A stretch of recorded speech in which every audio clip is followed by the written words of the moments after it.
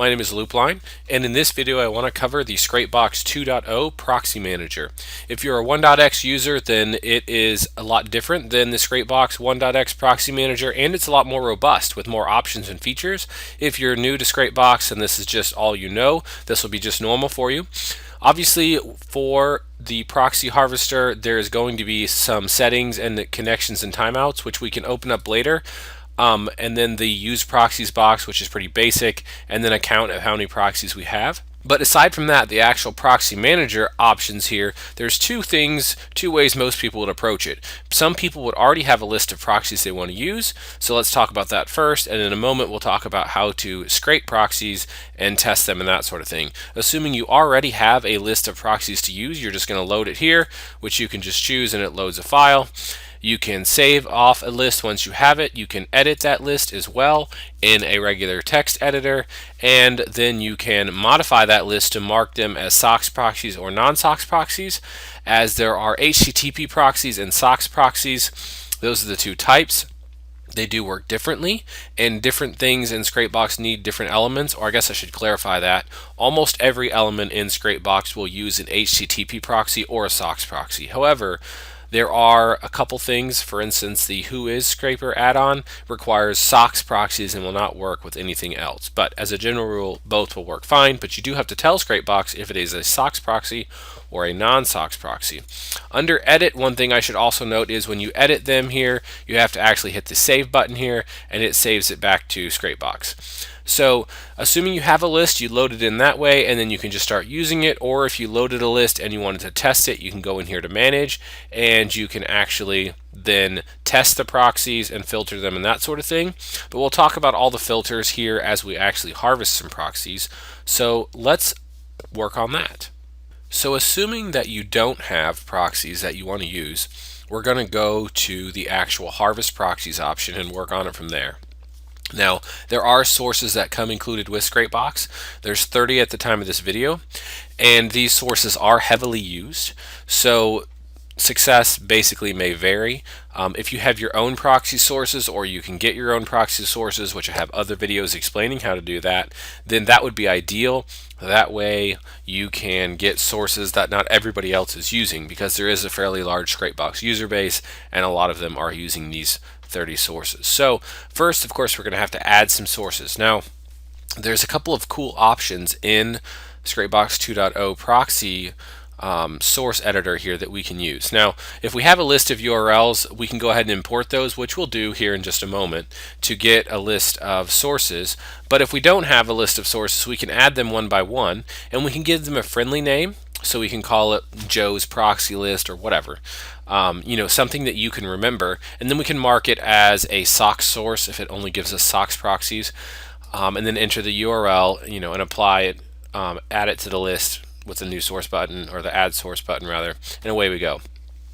Something else that you can do is you can actually create a proxy source that isn't just a straight source. So as a general rule, when the proxy manager goes out there, it's going to load a page, look for proxies on it, pull the proxies off, and shove them into Scrapebox. But you don't have to do that. You can actually extract URLs containing, so you can do a forum, for instance. So let me pull up one here and I'll show you an example. And I just have a proxy list forum pulled up here. Let me see if I can resize this.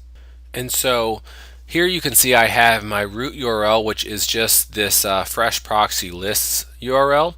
And then we have our, all these different threads. And so first off, I would use this URL in the proxy manager here and punch it in the URL up here. And then I can just call this forum proxy list 1, whatever. And then let me pull this back up here. And you can see that I have all these different threads as we walk through here. So if I roll over one of these, in the bottom left hand corner you can see the URL down here in Firefox, and it gives us this URL down there that you can see has the word topic in it. So here I'm going to go, it has topic in it, that sort of thing. If I go over other URLs, you can roll over them and see that says forum and that sort of thing. This one might say other things. So obviously I'm going to guess that most of the URLs that are topics have the word topic in it. So I'm just going to grab one of these URLs here, and go back to Scrapebox, and we can extract URLs containing, and it says multiple entries can be separated by the character, by the pipe key. So I'm going to basically paste this in, and we can look at the URL and go back here and see it has that word topic in it. So that's what I'm going to look for. I'm going to put in the word topic. And what it's going to do is, rather than just extract the proxies off the page, it's going to load that list of forum topics, and then it's going to extract all those forum topic URLs, and then it's going to load all those pages and extract all of the proxies off of those pages. If I had, again, something else in here, if I wanted to put topic, and then I had another URL indicator that had a URL containing the word, forum, and then maybe 2 or 3 or whatever, you can look at the URL and figure it out. That's how you would separate it in there. But I'm just going to put in the word topic, and then this says URLs must contain, and it's actually somewhat similar. I'm just going to put the word topic in here as well. The reason they would have both is if I wanted to put something more specific in here, I could actually put in this Black Hat Guru, for instance, because maybe there's URLs that are external URLs that have the word topic in them, and I only want to get URLs from this particular site. So we can put it in there like that. As you work through various sources, you'll be able to figure it out that basically extract URLs containing is you're looking for your URL that has that in it, but then the URL must also contain this element here. So let's test our settings and see what we get, and we get this nice little text proxy source, and we can see the HTML source and that sort of thing, proxies retrieved 0, but what it's giving us here is links retrieved from the page, and we can double click a link to retrieve its proxies. And so let's just look through here and see how we see some that have the word most of them have the word topic, but this has the word forum, that sort of thing. So let's look at one here that just has topic, and let's double click it, and it got 36 proxies. And so we can see that that's going to work pretty good. And what you noticed is that we also got URLs here that have the forum in it, because all the way at the end it says topic filter, so it has that word topic in it, but we really only want the ones that are actually topics, because I bet if we do this, we're obviously not going to get any because it's a topic filter. So here we notice that it's actually a slash on both sides of topic, so we could actually close out of this and get more specific and put in a / here, and then if we go ahead and test settings, we should see that now we only have the actual topics. So that's how you can kind of filter it down and see how it works, and see that topic only has a couple proxies. But basically what we're going to do here with this source is we're only loading in one URL, but we're obviously going to be able to have a lot of them. So let's add this source, and let's go ahead and hit apply and close, and then go down here and just check off that source and see how it does. And we'll just hit start, and what it's going to do is extract all those topic pages, and you can see it here in the numbers running highlighted in light blue as they're changing right here. It's kind of hard to see, but they are basically, as it's reading the various pages, the count is increasing there.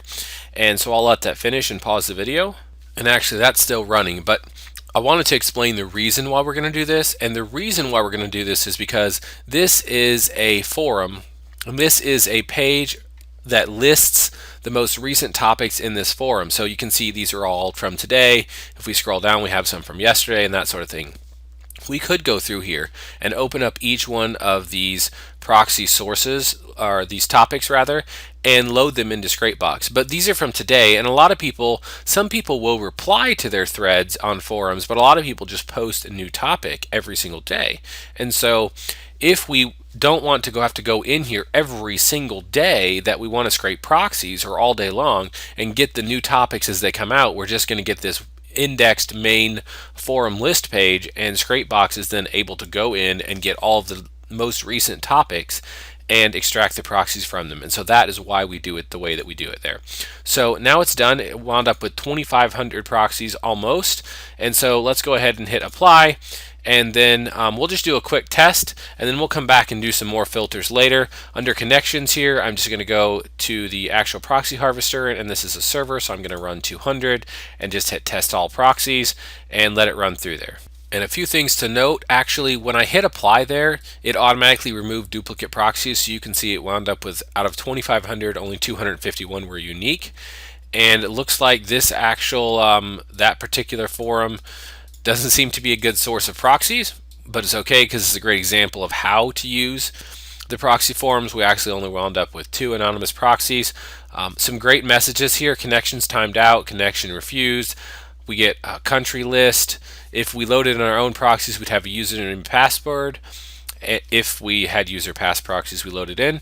And then we have the proxy IP and the port here as well. And then of course over here we get speed and status. So if we look for our proxies that actually worked, we can see that here is the speed, and that's in milliseconds, and then status is completed. It tells us this nice little green message: your IP is hidden. For Google test, obviously this IP failed and this one was forbidden, so basically they both failed Google. And then we could filter them down and that sort of thing. So let's go back to the proxy manager and harvest some proxies and load in my own proxy source list here. So let me get that loaded up and running. So I just deleted that other source we just added in my own list here. I'm going to hit apply and close and go down here. If these are all checked, I can right click and I can check or uncheck all sources as well as selected sources, and then I can also again mark the sources as socks. I can also click this topmost source and hold down the shift key on my keyboard and click the bottom source, and then that highlights them, and then I can check selected sources, which is pretty handy. And I'm going to hit start, and you can see it running again. It's all highlighted in blue here, and so but you can see them running in there. Some proxies harvested, quite a few thousand there. And after duplicates removed, it looks like we have about 2,900. And so I can sort these by country if I want. I can remove port filters. And so let's have a look at that real quick. We talked about loading proxies, harvesting, and then testing proxies, pretty basic. As far as actual filters go, I have a configuration option that I can use now. I have the option to skip the Google test when we test these proxies. If I'm not going to use them with Google, there's no point in testing them with Google because it's just extra time that's required. I can follow redirects. So if a proxy redirects to another proxy, that sort of thing, I can follow that through. I can do a custom test. Custom tests are very handy. If I have, obviously I have a Google test, and then I have a test for just general anonymity. But let's say I'm working with a particular domain. I don't know, let's say I'm using Yellow Pages and I want to make sure that my proxies aren't Yellow Pages banned, so I can scrape Yellow Pages. I can go to the Yellow Pages URL and make a custom test here under the URL to test against, and then I can get a string on that page to find, and the proxy tester will try to load that page with the proxy, and if it finds the string on the page, it'll say passed. If it doesn't find that string on the page, it assumes that it was not able to load the page and that the proxy was blocked, and it will say failed. This is also helpful in Google if you happen to be working with advanced operators, for instance, because Google can ban for advanced operators but not for regular keyword search, which is what the proxy harvester looks for. Then you can create a custom Google URL with your actual search string and include your advanced operators and use that to test proxies and get a much more accurate test result based off of the exact queries that you are working with. And so here we have speed options as well. We can define what slow proxies, medium, and fast proxies are as far as we're concerned, and we can do that in milliseconds. That way when we apply filters, it applies them based off of what we want. We have a port filter. We can allow ports or deny ports. So like I can allow port 8080 and 3128, and maybe I want to deny port, I don't know, 24800 that we see down here for whatever reason based off of what we found. We can enable a country filter. Let's say I only want proxies from Europe, or maybe I want, and I said Europe wrong, from Europe, maybe Asia Pacific region, and I can hold down, or not hold down rather, but I can click these over here and put deny countries as well. So if I want to allow them from these countries and then deny them from other countries, I can move the entire list back and forth, etc. So pretty basic there under the proxy manager configuration.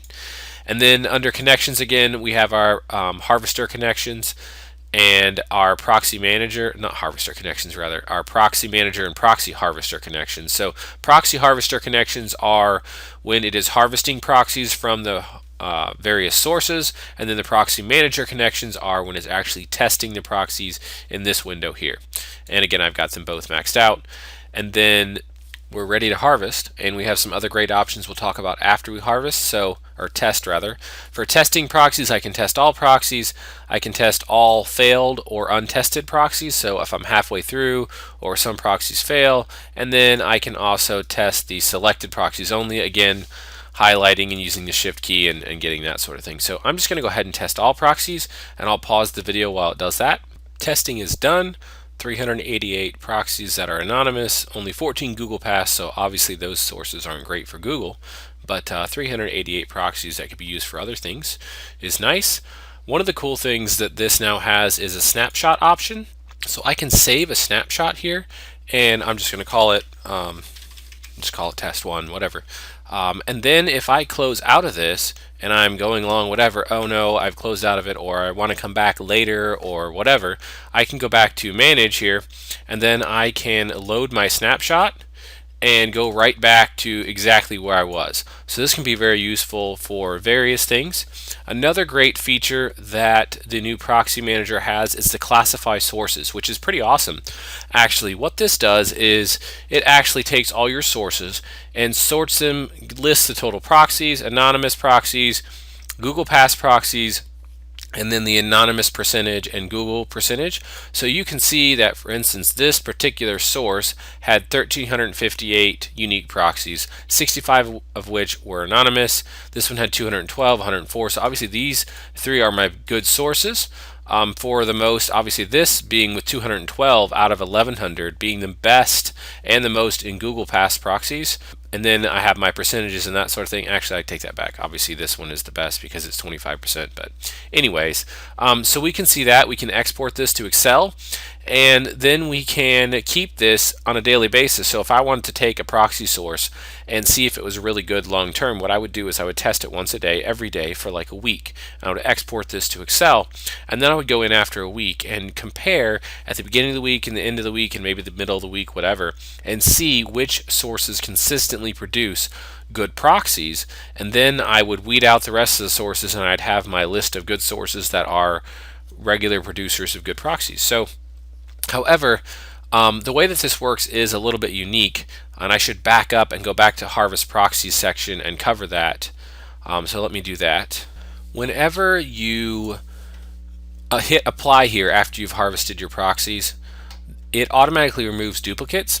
And so if we want to make it so where we can classify sources and make sure that we get sources classified accurately without removing duplicates, we actually need to export and save to Proxy Manager and classify sources, and it's not going to remove duplicates. You can see some other export options here, pretty basic, and the other buttons I didn't really cover are, check all the sources, none of the sources, that sort of thing, and then selected sources, and then the reset button. But let's export these to the Proxy Manager and classify the sources, and then we have to make sure not to hit apply because that'll overwrite what we just did. We have to just exit out of it, and we can see that it'll give us 8,000 proxies rather than that 2,900. And notice right away if we hit classify sources, it gives us the list, but it obviously doesn't give us any percentages because we haven't tested them. And so then we could test proxies and let it run through and see what's there, noting that when you do this, this is the most accurate way to classify your proxy sources, but it's not necessarily the most accurate way to regularly test proxies because basically we're testing 8,000 proxies rather than 2,900, which is obviously going to take 2.5 times as long, but there's really only 2,900 unique proxies here. So I'm just going to stop it here, and we can click on the classify sources button and see how this works here. Now bear in mind this percentage is going to be off because I only tested a small portion of the proxies, so in order to get an accurate result you need to test them all. But you can see that's how the proxy classifier works, which is pretty awesome actually, because now you can accurately justify your proxy sources. And so I'm going to go ahead and load this snapshot back up so we can work with our fully tested proxies here, our 2,900 list. And then we have some really great filter options. Of course, there's some right-click options, and you can filter, test proxies, and that sort of thing, but I won't cover all those because they're already all covered in these other buttons. Under filter, let's move this up so we can see it here. We have some keep proxies which pass the anonymous test, keep proxies which pass the Google test or a custom test if we define a custom test, and then keep proxies which pass both the anonymous test and the Google or custom test. Then of course we can remove selected proxies, keep them, remove by speed. That was where we defined our slow, medium, and fast. And then we can also keep proxies on the selected ports, remove proxies on the selected ports, and you probably can't see this, but there's a remove duplicates option which happens automatically, but and then compare with existing list and remove duplicates. So the remove duplicates option that's there would be there, so if you got back into the proxy manager and had the 8,000 proxies, you could go ahead and remove duplicates manually, or if you load your own list. And then compare with existing list and remove duplicates would be if you have a list of proxies already that you're using, like say you tested up 1,000 proxies and you harvested some more proxies and you want to make sure that you don't have to keep testing those 1,000 proxies again, you can compare them to the existing list, select that existing list, and it'll take all those 1,000 proxies out of the new list that you harvested if they were in the new list itself. The only other thing I want to go back and cover that I failed to cover, under connections you have timeouts, which are obviously your timeouts for the proxy manager and proxy harvester as well.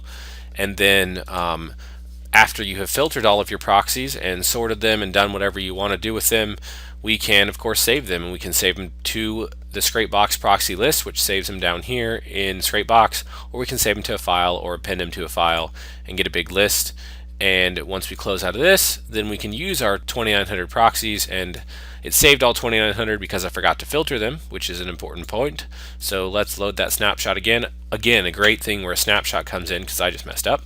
So let's go ahead and filter the actual proxies out, and we're going to keep proxies which pass the anonymous test. That gives us our 388, and save proxies to the proxy list in Scrapebox. Close out of here, and we have our 388 proxies. And that is how you use the new proxy manager in Scrapebox 2.0.